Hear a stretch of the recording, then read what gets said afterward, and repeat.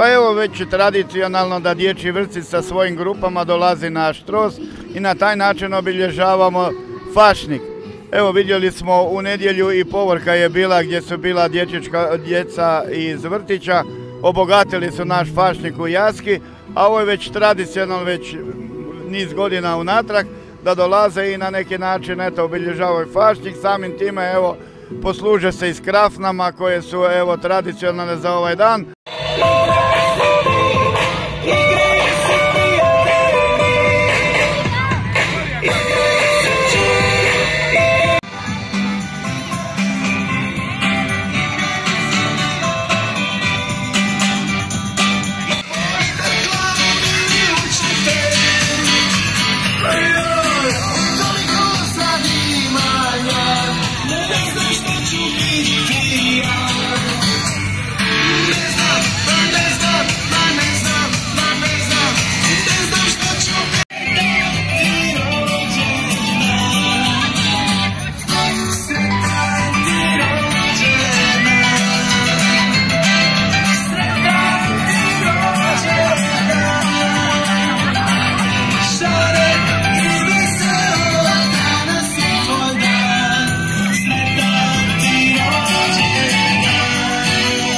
Ne želimo zaboraviti nikako tradiciju, tako da na sam dan Fašnika uvijek se pojavimo ovdje na Štrosu. Naprosto eto, vrijeme je postalo takvo, lijepe se stvari, tradicije zaboravlja, a mi to ne želimo. Odnosno, s druge strane želimo produžiti koliko budemo duže mogli.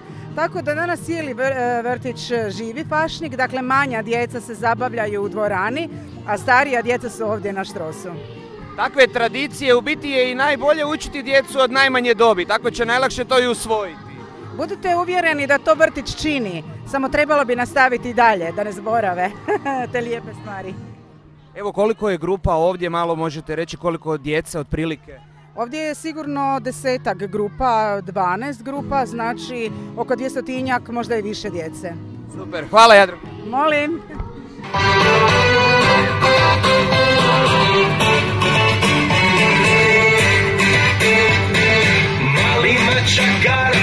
Jako je ljen, a zgodni čorni bratvo, a si na svoj ten.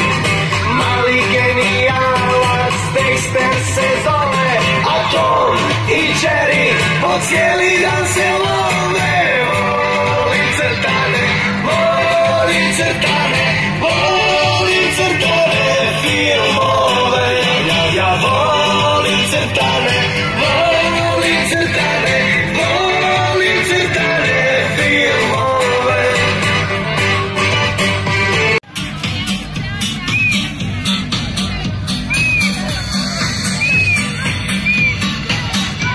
I pisma nositi, što ću biti Nekada su bili puno bolji običaj, pogotovo u večernjim satima kada su mnoga sela bila obogaćena sa raznim plesovima, maskama.